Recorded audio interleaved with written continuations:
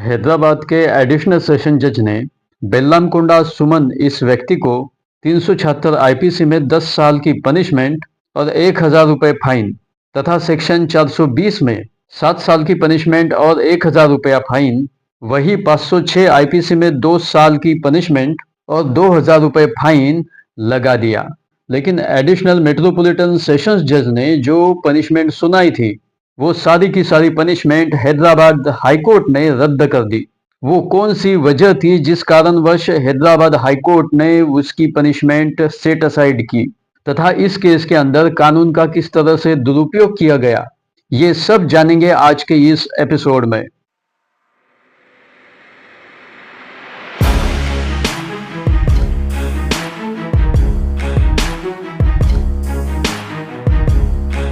नमस्कार, मैं एडवोकेट राकेश सोनटक के लीगल पर्सपेक्टिव्स में आप सभी का स्वागत है।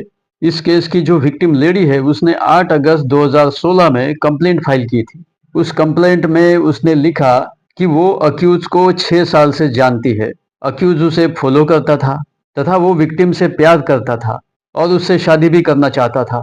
और अक्यूज ने भी यही बोला कि विक्टिम लेडी भी उससे प्यार करती थी तथा विक्टिम ने आगे लिखा कि अक्यूज शादी का झांसा देकर उससे शारीरिक संबंध स्थापित करता था तथा इन दोनों के बीच कई बार शारीरिक संबंध बने।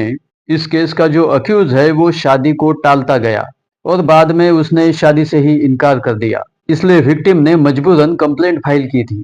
उस लेडी की कंप्लेंट से पुलिस ने सेक्शन 376, 420 तथा 506 आईपीसी के तहत गुना दर्ज कर दिया और इस केस की इन्वेस्टिगेशन कंप्लीट होने के बाद में चार्जशीट कोर्ट में फाइल कर दी।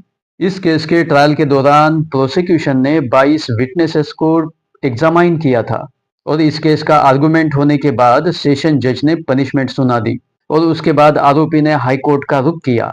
हाईकोर्ट में अपील दाखिल की और हाईकोर्ट के सामने उसने बोला कि अपीलेंट उससे शादी करेगा। इस मिसअंडरस्टैंडिंग के चलते लड़की ने उसे सेक्सुअल रिलेशन बनाने दिए थे, ऐसा विक्टिम ने उसके एविडेंस में मेंशन नहीं किया है। इसके अलावा एविडेंस में बहुत से कॉन्ट्राडिक्शंस क्रॉस एग्जामिनेशन में सामने आए।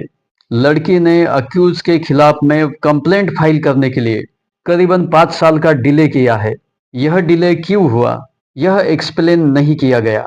इस केस में जो अपील फाइल की गई हाईकोर्ट के सामने, उस अपील में आरोपी ने सुप्रीम कोर्ट के 3-4 साइटेशंस का रेफरेंस दिया। वही दूसरी तरफ एडिशनल पब्लिक प्रोसिक्यूटर ने कोर्ट के सामने सबमिशन किया कि विक्टिम लड़की ने यह स्पष्ट किया है कि अपीलेंट उसका पीछा करता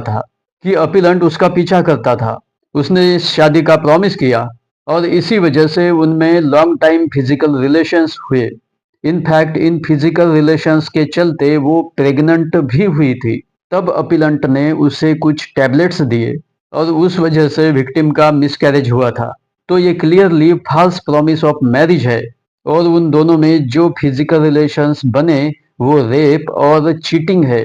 ये सब दलीलें विक्टिम लड़की की तरफ से दी गई थी और अपील खारिज करने की मांग विक्टिम के वकील ने की और अपील खारिज करने की मांग विक्टिम ने हाई कोर्ट के सामने की।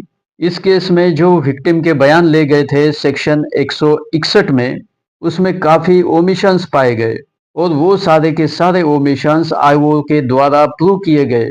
लड़की ने उसके बयान में बोला था कि उनकी अलग अलग जगह पर मीटिंग्स होती थी, इस संबंध में काफ़ी लोगों को जानकारी थी और वो प्रेग्नेंट हुई थी। उस प्रेगनेंसी को अबॉर्ट करने के लिए आरोपी ने मेडिसिन्स दी थी।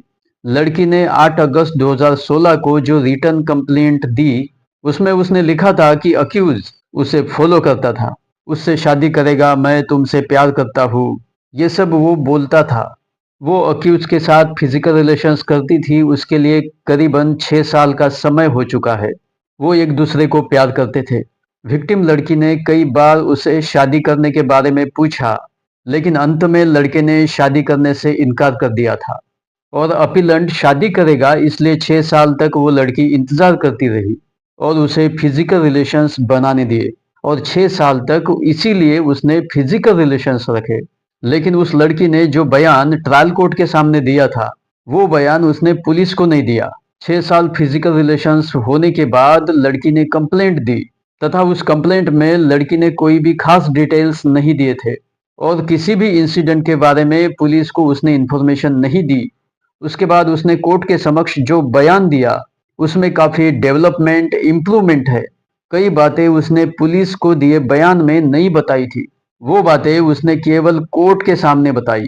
यहाँ तक कि अपीलेंट प्रेगनेंसी में टैबलेट देता था, मेडिसिन्स देता था, ये बात तक उसने पुलिस से छुपाई।